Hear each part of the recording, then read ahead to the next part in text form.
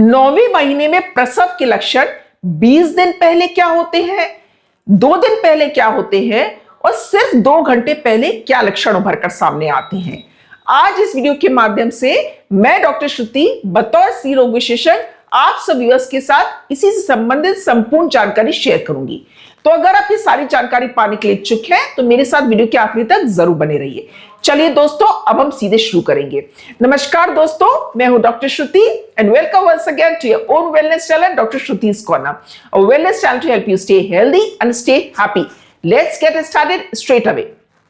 सबसे पहला लक्षण होता है बेबी ड्रॉप या लाइटनिंग। बेबी ड्रॉप या लाइटनिंग के बारे में आगे कुछ भी बताने के पहले मैं आप सब व्यूअर्स को 3 शब्दावली या टर्मिनोलॉजीज के बारे में जानकारी देना जरूरी समझती हूँ। सबसे पहला होता है पेल्विक कैविटी या पेल्विस। आखिर क्या होता है? पेल्विक कैविटी या पेल्विस से तात्पर्य होता है वो बर्थ पैसेज, यानी कि वो मार्ग या रास्ता जिससे कि होकर बच्चा गुजरता है और फिर वजाइना के थ्रू उसका बर्थ होता है। तो ये हुआ पेल्विस या पेल्विक कैविटी। दूसरा होता है केफालिक पोजीशन, यानी कि बच्चे की वो पोजीशन जिसमें गर्भाशय यानी कि यूट्रस के अंदर प्रेगनेंसी के वक्त उसका सर नीचे की तरफ और पैर ऊपर की तरफ होते हैं।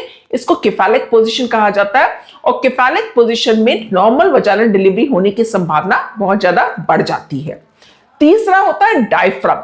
डायफ्राम एक गुंबद नुमा यानी कि डोम शेपेड मस्कुलर स्ट्रक्चर, एक गुंबद नुमा मांसपेशी होती है जिसमें ऊपर की तरफ फेफड़ा और हार्ट हृदय होता है और नीचे की तरफ एब्डोमेन यानी कि जिसको कि आम भाषा में पेट कहा जाता है, उसके अंदर स्थित सारे अन्य ऑर्गन्स होते हैं। तो ये सब मैंने क्यों समझाया, अब समझाती हूं। तो बेबी ड्रॉप या लाइटनिंग से आखिर क्या तात्पर्य होता है? नॉन प्रेग्नेंट अवस्था में जो गर्भाशय यूट्रस होता उसका जो लंबाई होती मात्र 7 से 7.5 सेंटीमीटर होती है। जब महिला प्रेग्नेंट हो जाती है और फिर उसका शिशु का आकार बढ़ने लगता है, नतीजतन उसका जो यूट्रस से बच्चेदानी होता है उसका भी लंबाई, साइज, आकार सब कुछ बढ़ने लगता है, जिसके चलते हुए फिर जहां नॉन प्रेग्नेंट अवस्था में यूट्रस की लंबाई जहां मात्र 7 या 7.5 सेंटीमीटर थी, वो प्रेगनेंसी के 9वें महीने में 35 सेंटीमीटर तक बढ़ जाती है। जब यूट्रस का साइज, आकार बढ़ जाता है तो फिर वह डायफ्राम पर प्रेशर बनाने लगता है, जिसके चलते हुए फिर दबाव आपके फेफड़ों पर, छाती पर पड़ता है। नतीजतन जो गर्भवती महिला होती है उसको फिर सांस लेने में बड़ी सी दिक्कत सी महसूस होती है, उसको जकड़न सी महसूस होती है। जब 9वें महीने के करीब जब लेबर शुरू होने वाला होता है उसके तकरीबन 2 से 3 सप्ताह पहले यह बच्चा जो केफालिक पोजीशन में होता है, जिसका बच्चे का सर नीचे होता है, वो फिर पेल्विस से पेल्विक कैविटी में नीचे अंदर धंसने लगता है। नतीजतन फिर डायफ्राम पर जो प्रेशर पड़ रहा होता है वो प्रेशर अचानक ही रिलीज हो जाता है। महिला अच्छी तरह सांस लेने लगती है, उसको सांस लेने में दिक्कत महसूस नहीं होती, उसको राहत या हल्कापन महसूस होता है और बच्चे का सर जो पेल्विक कैविटी पेल्विस में जाता है, इसी को फिर हम बेबी ड्रॉप या लाइटनिंग का नाम देते हैं। तो सबसे पहला लक्षण जो विशेषकर प्राइमरी ग्रेविटा यानी कि जो महिला पहली बार गर्भवती होती है, जो लक्षण में सबसे पहले देखने मिलता है लेबर का, वो होता है बेबी ड्रॉप या लाइटनिंग, जो डिलीवरी के तकरीबन 3 सप्ताह पहले यानी तकरीबन 20 दिन पहले देखने मिल सकता है। दूसरा लक्षण होता है इंक्रीज फ्रीक्वेंसी ऑफ मिक्टुरेशन या इंक्रीज फ्रीक्वेंसी ऑफ यूरिनेशन। इसको सरलता से यूं समझते हैं कि आपका यूट्रस या बच्चेदानी जो होता है उसके ठीक सामने स्थित होता है आपकी पेशाब की थैली या यूरिनरी ब्लैडर, और उसके पीछे स्थित होता है मल द्वार यानी कि लेट्रिन का रास्ता। तो जब प्रेगनेंसी के 9वें महीने में जब यूट्रस का साइज काफी बढ़ जाता है तो फिर यह सामने स्थित पेशाब की थैली या यूरिनरी ब्लैडर पर दबाव बनाता है। नतीजतन आपको बार बार पेशाब लगने लगती है। यूं तो प्रेगनेंसी में सबसे कॉमन इंफेक्शन जो होता है वो होता है यूटीआई या यूरिनरी ट्रैक्ट इंफेक्शन, लेकिन इसी लक्षण को जो बार बार पेशाब लगने का लक्षण होता है उसका प्रमुख कारण यह भी होता है कि जो यूट्रस होता है वो पेशाब की थैली पे जोर डालता है, लिहाजा आपको बार बार वॉशरूम जाने की जरूरत समझ में आती है। तीसरा लक्षण होता है नेस्टिंग। नेस्टिंग जैसे कि समझ में आता है घोंसला बनाना। ठीक उसी प्रकार से जब डिलीवरी की तारीख करीब आने लगती है तो आपका मैटरनल इंस्टिंक्ट, मातृत्व के लक्षण उभर कर सामने आते हैं, जिसके चलते हुए फिर आप जल्दी जल्दी तैयारी करने लगती हैं डिलीवरी के लिए, आने वाले बच्चे के लिए तैयारी करने लगती है, खुद के लिए तैयारी करने लगती है, घर में कुछ सामान की व्यवस्था उस प्रकार करने लगती है, बच्चे का बैग तैयार करने लगती है, खुद के लिए तैयारी करने लगती है। इसको नेस्टिंग कहा जाता है। ये लक्षण भी प्रायः महिलाओं में तकरीबन 3 सप्ताह पहले देखने मिलता है। चौथा लक्षण होता है इंक्रीज वाइड डिस्चार्ज। जब डिलीवरी होने में मात्र 2-3 दिन बचे रह जाते हैं तब आप नोटिस करेंगी कि आपका वजाइनल डिस्चार्ज की मात्रा ज्यादा बढ़ गई, increase amount of vaginal discharge होने लगता है। इसके अलावा प्रेगनेंसी के पूरे 9 महीने के दौरान जो बच्चेदानी का मुंह होता है यानी कि सर्विक्स होता है, वहां पर जो ग्लैंड्स होते हैं, जो सर्वाइकल ग्लैंड्स, वो थोड़ी मात्रा में व्हाइट डिस्चार्ज सिक्रीट करते रहते हैं और ये व्हाइट डिस्चार्ज फिर एक थिक म्यूकस प्लग का फॉर्म ले लेता है। ये जो म्यूकस प्लग होता है ये बच्चेदानी के मुंह को एक तरह से सील करके रखता है, जिसके चलते फिर वजाइना से इंफेक्शन आगे बढ़कर ऊपर की तरफ बढ़कर बच्चेदानी यानी कि गर्भ शिशु तक नहीं पहुंच पाते। इस तरह ये म्यूकस प्लग एक सेफ्टी मैकेनिज्म का काम करता है, जिसके चलते हुए फिर वो गर्भ शिशु को अन्य संक्रमण से बचा कर रखता है। जब डिलीवरी का समय करीब आने लगता है और लेबर पेन्स की शुरुआत होने वाली होती है, उस वक्त बच्चेदानी का मुंह धीरे धीरे खुलने लगता है, लिहाजा सबसे पहले ये म्यूकस प्लग निकलकर बाहर आ सकता है। यह म्यूकस प्लग जो होता है ये थिन यानी कि पतले व्हाइट डिस्चार्ज के रूप में नहीं आता है, जबकि ये चिकट जेल लाइक सब्सटेंस होता है, यानी कि चिकट सा सफेद सा पदार्थ निकलकर सामने आता है और कभी कभी इसमें हल्का सा स्पॉटिंग या ब्लड मिक्स्ड भी हो सकता है। तो इंक्रीज व्हाइट डिस्चार्ज या फिर रिलीज ऑफ म्यूकस प्लग ये भी अन्य लक्षण हो सकता है। जो पांचवा लक्षण जो इससे हम सब भली भांति परिचित होते हैं वो होता है लेबर पेन्स और यूट्राइन कॉन्ट्रैक्शन। यूं तो प्रेगनेंसी के 9 महीने में बच्चेदानी यूट्रस में थोड़े बहुत कॉन्ट्रैक्शन या संकोचन होते रहते हैं, जिसको कि हमारी मेडिकल टर्मिनोलॉजी में ब्रैक्सटन हिक्स कॉन्ट्रैक्शन का नाम दिया जाता है। लेकिन जब डिलीवरी का समय करीब आ जाता है उस वक्त ये जो पेन्स होते हैं बढ़ जाते हैं। अब आप कैसे सुनिश्चित करें कि कहीं ये ट्रू लेबर पेन्स है या फॉल्स लेबर पेन्स है। कई बार आपको दर्द उठता है, आप रात बेरात डॉक्टर के पास पहुंच जाते हैं, पहुंचकर खुद भी परेशान होते, डॉक्टर को भी परेशान होते, डॉक्टर कहते नहीं अभी तो आपके लेबर पेन शुरू हुए नहीं है। तो ट्रू लेबर पेन्स के प्रमुख लक्षण ये होते हैं कि अक्सर ही ये पीठ में निचले हिस्से में यानी कि बैकएक के रूप में उभर कर सामने आता है। पीठ के निचले हिस्से से होते फिर यह पेट के निचले हिस्से में सामने की तरफ आता है और फिर जांघों के अंदरूनी हिस्से यानी कि इनर पार्ट ऑफ थाइस में रेडिएट करता है। यह जो कंट्रैक्शन होते हैं समय के साथ इनकी इंटेंसिटी और फ्रीक्वेंसी यानी कि तीव्रता और बढ़ती चली जाती है। पहले चाहे यहाँ कॉन्ट्रैक्शन जो होते पहले हर आधे घंटे में आ रहे थे, थोड़ा समय बढ़ेगा आप नोटिस करेंगे कि 20 मिनट में आ रहे हैं, फिर 15 मिनट, फिर 10 मिनट, फिर 5 मिनट में आने लगेंगे। जब आप ये नोटिस करें कि यूट्राइन कॉन्ट्रैक्शन आपके हर 5-5 मिनट में आ रहे हैं और एक बार जब कॉन्ट्रैक्शन आता है वो तकरीबन 30 सेकंड से लेकर 1 मिनट तक रह रहा है, तो ये डेफिनेटिव इंडिकेशन है कि आपके लेबर पेन सेट इन हो गए हैं और आपको निश्चित ही तुरंत ही अस्पताल पहुंच जाना चाहिए है। ट्रू लेबर पेन्स इतने ज्यादा तीव्र होते हैं कि फिर आपको बहुत ज्यादा बेचैनी होती है, आप बिल्कुल भी कंफर्टेबल होकर बैठ नहीं सकते, विशेष तौर पर जब कॉन्ट्रैक्शन आता है तब आप बहुत ज्यादा बेचैन हो जाते हैं।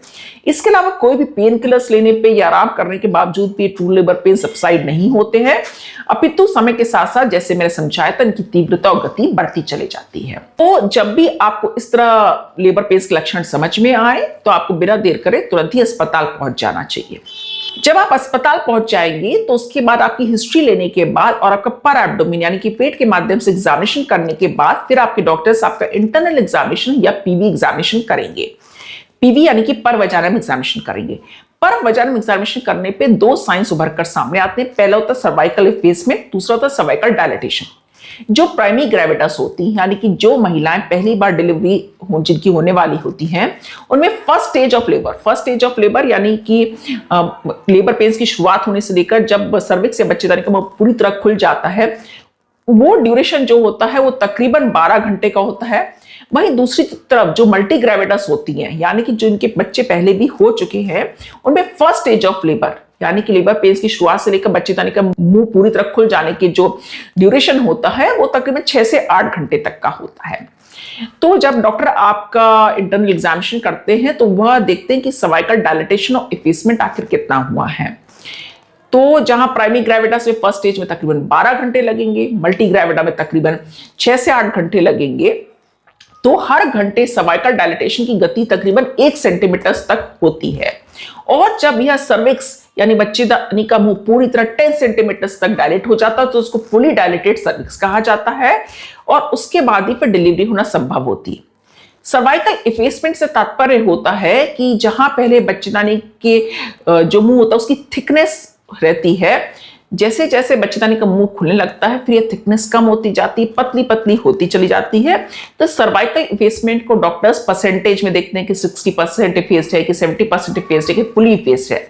तो जो सर्विक्स का मुंह पूरी तरह खुल जाता है, पूरी तरह फेस्ड हो जाता है, पूरी तरह सॉफ्ट हो जाता है, यानी कि full cervical dilatation and fully faced हो जाता है, तभी फिर नॉर्मल डिलीवरी होने की संभावना रहती है।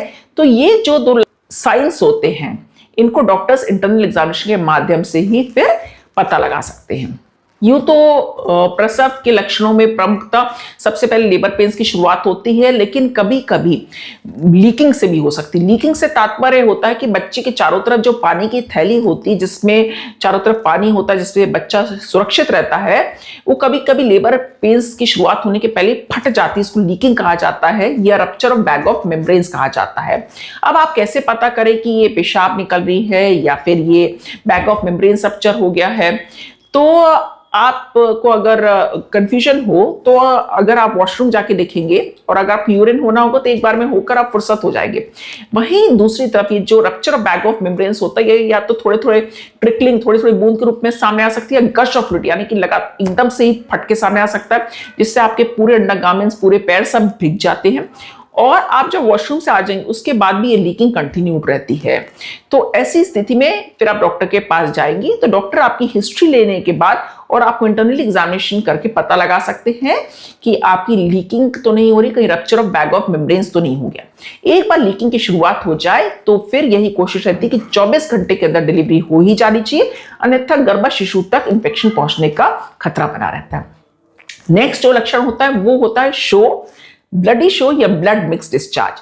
जैसे कि मैंने शुरुआत में बताया था कि जब म्यूकस प्लग रिलीज होता है उस वक्त बच्चेदानी का मुंह थोड़ा सा खुलने लगता है। नतीजतन वहां पर स्थित कुछ पतली रक्त धमनियां यानी कि थिन ब्लड कैपिलरीज जो होती है वो अचानक ही फट जाती हैं, और फिर म्यूकस प्लग के साथ व्हाइट डिस्चार्ज के साथ थोड़ी मात्रा में ब्लड मिक्स डिस्चार्ज आने लगता है।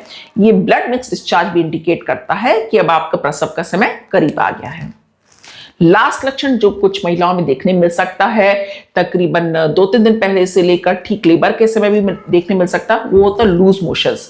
तो होता यूं है कि जैसे मैंने बताया था बच्चेदानी के ठीक पीछे लैट्रिन का रास्ता होता है यानी कि रेक्टम होता है। तो जो यूट्रस इतने बड़े साइज का होता है वो जब बच्चा पेल्विस कैविटी में या बर्थ पैसेज में नीचे आने लगता है तो वो रेक्टम पे प्रेशर डालता है। नतीजतन फिर आपको बार बार मोशन जाने के सेंसेशन होता है, और ये मोशन जाने का सेंसेशन विशेषकर लास्ट स्टेज ऑफ लेबर में जब फुल्ली डायलेटेड और फुल्ली फेस्ड होता है तब तो होता ही होता है, लेकिन कुछ महिलाओं में डिलीवरी के 2-3 दिन पहले भी लक्षण शुरू हो जाता है।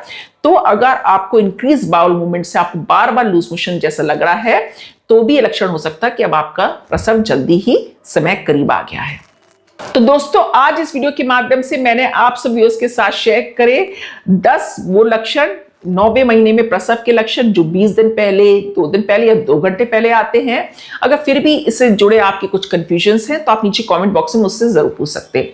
नेक्स्ट कौन से टॉपिक्स पे आप चाहते हैं कि मैं वीडियो बनाऊं वो भी आप नीचे कमेंट बॉक्स में जरूर मेंशन कर दीजिएगा। अगर आपको इस वीडियो के माध्यम से शेयर करी जानकारी ज्ञानवर्धक लगी हो, महत्वपूर्ण लगी हो, तो कम से कम 5 से 10 परिचितों तक शेयर करके व्हाट्सएप और फेसबुक के माध्यम से शेयर करके उनकी भी जागरूकता अवश्य बढ़ाएगा। जल्दी मुलाकात होगी अगले वीडियो में, तब तक के लिए मैं हमेशा जैसे कहती हूँ आप सब स्वस्थ रहिए, मस्त रहिए, खुश रहिए, stay healthy, stay happy, bye bye for now, will see you very soon, bye bye.